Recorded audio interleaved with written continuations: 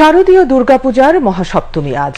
মহাসপ্তমীতে দুর্গা দেবীর নবপত্রিকা প্রবেশ ও স্থাপন এবং সপ্তমী বিহিত পূজা করা হয়।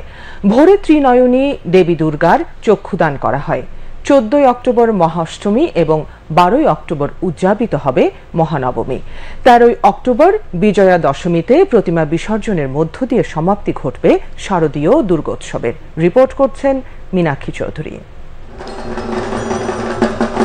দুর্গা দেবীর নবপত্রিকা প্রবেশ ও স্থাপন, সপ্তমাদি কল্পারম্ভ ও মহাসপ্তমী বিহিত পূজার মধ্য দিয়ে মণ্ডপগুলোতে শুরু হয় মহাসপ্তমী পূজার আনুষ্ঠানিকতা। ভোরে ত্রিনয়নী দেবী দুর্গার চক্ষুদান করা হয়। একই সাথে দেবীকে আসন, বস্ত্র, নৈবেদ্য, পুষ্পমাল্য, চন্দন, ধূপ ও দীপ দিয়ে পূজা করেন ভক্তরা।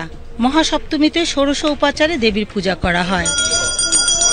তিনি যেন ধর্ম, অর্থ, কাম ও মোক্ষ সবগুলোর সর্বোত্তম যে আশীর্বাদ সেটি আমাদেরকে প্রদান করেন এবং আমরা একটা সুন্দর বাংলাদেশ পাই, সুন্দর মানুষ দিয়ে গড়া। এ সময় ঢাক, ঢোল, কাসর, ঘণ্টা, শঙ্খধ্বনি ও উলুধ্বনিতে মুখর হয়ে ওঠে মন্দির প্রাঙ্গণ।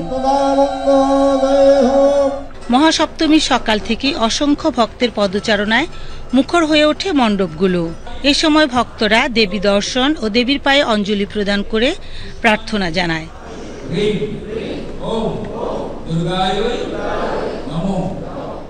পৃথিবী সুস্থ হোক, আমরা সবাই ভালো থাকি, সবাই নিজেদের ধর্ম শান্তিপূর্ণভাবে পালন করি, কেউ কারো ধর্ম পালনে বাধা প্রদান না করি।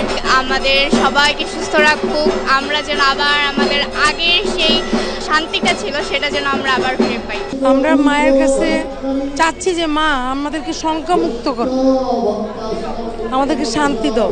মা দুর্গা অসুর নাশিনী, তিনি অশুভ শক্তি নাশ করে শুভ শক্তি প্রতিষ্ঠা করতে পৃথিবীতে আসেন। আমরা যেন শান্তিতে থাকতে পারি, কোনো বৈষম্য না থাকে, ছেলে মেয়ে পরিজন নিয়ে যেন ভালো থাকতে পারি, সেটাই মায়ের কাছে প্রার্থনা। এবারে শারদীয় দুর্গোৎসবে ভক্তরা যেন নির্বিঘ্নে ও নিরাপদে দেবী দুর্গাকে দর্শন করতে পারে, সেজন্য সেনাবাহিনী, পুলিশ, আনসার ও মন্দির কমিটির স্বেচ্ছাসেবকদের তৎপরতা ছিল লক্ষণীয়। এছাড়া সার্বিক নিরাপত্তায় মণ্ডপগুলোতে পর্যাপ্ত সিসি ক্যামেরাও লাগানো হয়েছে। এবার কিন্তু একটি গুণগত পরিবর্তন এসেছে। রাষ্ট্র সরকার যেমন, সেই সাথে বিভিন্ন রাজনৈতিক দলগুলো তারাও কিন্তু পাশে এসে দাঁড়িয়েছে। এই গুণগত পরিবর্তনটি আমি চাইব লিপ সার্ভিস থাকবে না, আত্মার থেকে অন্তর থেকে আসবে। সেই জায়গায় যদি আমরা যেতে পারি, সবাই মিলে একটি পরিবারের সদস্য হিসেবে আমরা থাকবো, মায়ের কাছে আমাদের সেই প্রত্যাশা। সরকার আইন শৃঙ্খলা বাহিনী আমাদেরকে যথেষ্ট সহযোগিতা করছে।